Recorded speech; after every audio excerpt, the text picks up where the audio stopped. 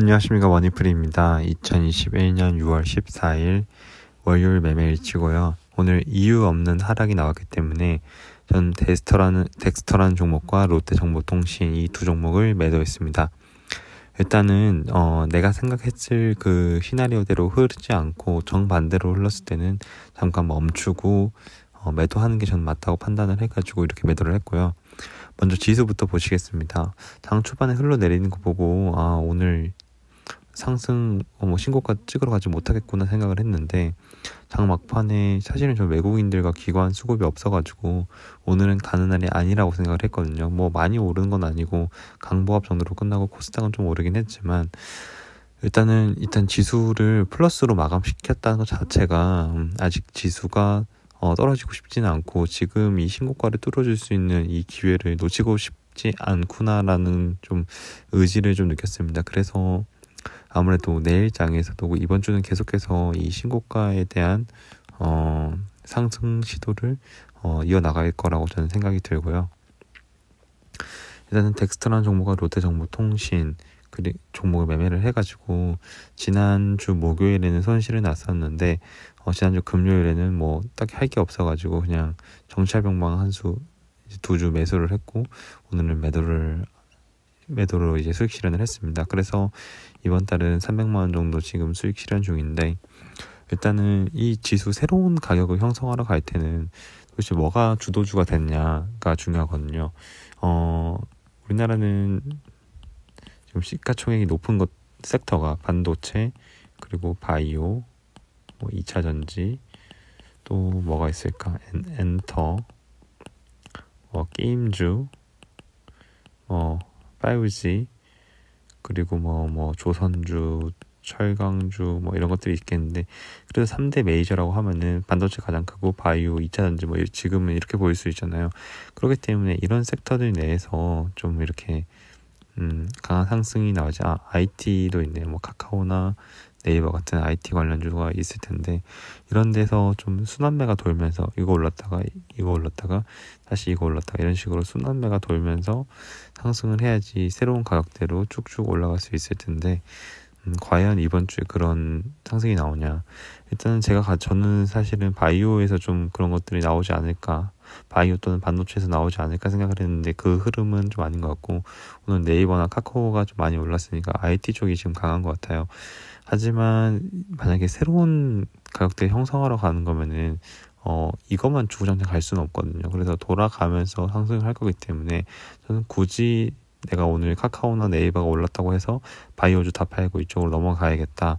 그러면 이제 내일 이걸로 넘어가 버리면은 내일은 이게 멈추고 바이오가 오른다고 내가 가진 거 오를 확률이 높거든요. 그래서 순환매 장세에서는 굳이 옮겨 타기보다는 내가 정말 굳이 대장을 잡으면은, 물론 IT가 대장을 잡았다면 제일 많이 오르고 그 다음 2차 전지 많이 오르고 이런 식으로 순서가 있을 수 있기는 하겠지만은, 그런 것을 다 잡을 수는 없으니까 내가 가진 종목 내에서 그냥 수익 실현을 하고 그 다음 다시 바이오 100을 담았다면은 이거 50 이런 식으로 담는다거나 이런 식으로 조정하는 게 조금 더 현명한 대응이지 않을까라고 생각을 하고 있습니다. 그렇게 해서 오늘은 좀 영상을 좀 짧게 마치려고 하는데, 덱스터라는 종목은 오늘 음봉이 떴어요. 장 초반에 가장 높게 해가지고 만약 이때 팔았으면은 가장 좋았겠지만 조금 욕심을 부렸거든요. 저는 사실은 8,000 그리고 한 8,200~300까지는 편안하게 올라갈 거라고 생각을 했는데, 오늘 외국인들이 갑자기 많이 던졌어요. 이것을 보고 3, 4일 전에 외국인들이 좀 많이 들어온 것을 보고 되게 좋게 봤었는데, 오늘 만약에 제가 기관이라도 받았으면은 조금 더 홀딩을 했을 것 같은데, 기관도 시원찮게 매수가 들어오지 않아가지고 매도를 했습니다. 그리고 전에 양봉 떴던 거에 비해서 더 큰 거래량으로 하락이 나왔기 때문에 조금 쉬어가지 않을까라는 생각 때문에 매도를 했고요. 이게 만약에 페이크고 다시 올라가면 좀 배가 아프긴 하겠지만은, 일단 제 생각에 외국인이든 기관이든 어느 한 주체라도 샀으면 모르겠는데 그런 매수 주체가 나오지 않아가지고 매도를 했습니다.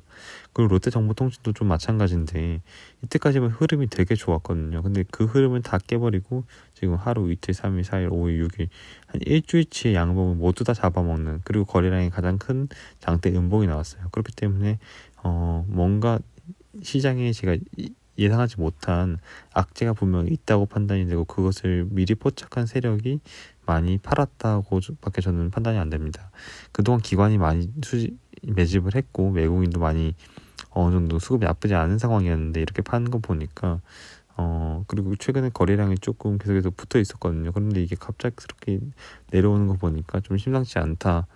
내일 뭔가 내가 예상치 못한 악재가 나올 수도 있겠다는 생각에 일단은 피하는 게 맞다고 생각을 했습니다. 뭐 많이 들어간 건 아니지만 한 80만 원 정도 중에서 2% 수익 실현 중이었는데 조금 만약에 전 거래일에 팔았다고 하면 수익을 훨씬 극대화시킬 수 있었는데 좀 아쉬운 자리였고요. 하지만 원칙을 지켜서 매도를 했기 때문에 수익 실현을 했기 때문에 엄청 아쉬워하지는 않고 있습니다.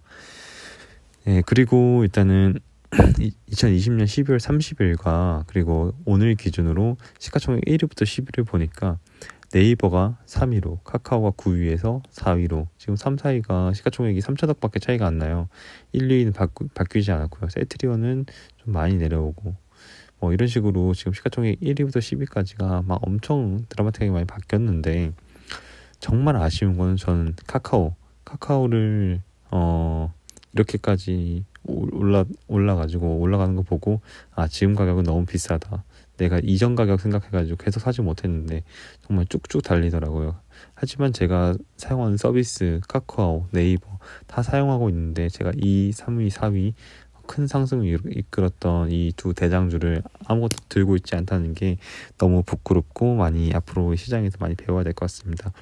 그러면은 내가 급하게 지금 이런 것들을 사기보다는 저는 다음에 이 시가총액 10위권 안에 들 만한 것들이 뭐가 있을까를 볼 것 같아요. 그래서 네이버 증권에 들어가서 시가총액 상위 기준으로 쭉 봤는데 도대체 뭐가 10위권 안에 다시 들어갈까? 분명히 포스코도 옛날에 이 안에 들어갔던 기업일 거고 지금은 여기에 기업들이 밀려난 거잖아요.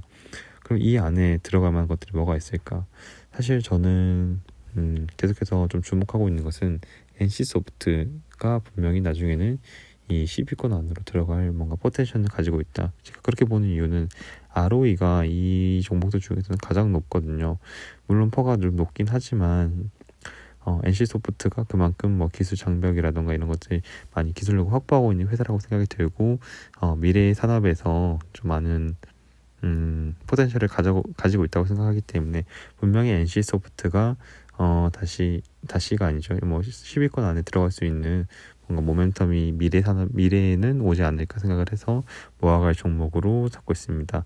내가 카카오는 잡지 못했지만 이 다른 종목들 안에서 이렇게 쭉 치고 올라가는 종목 찾으려는 노력을 해봤으면 좋겠고요. 그리고 코스닥 같은 경우는 딱 눈에 띄는 종목이 잘 없는데 제가 좀 보고 있는 종목은 뭐 고영이라는 종목, 나머지 종목은 좀 공부가 되지 않아가지고 눈에 보이는 건 없는데 저는 일단 NC소프트나 뭐 고영 이 정도로 좀 생각을 해보고 있습니다.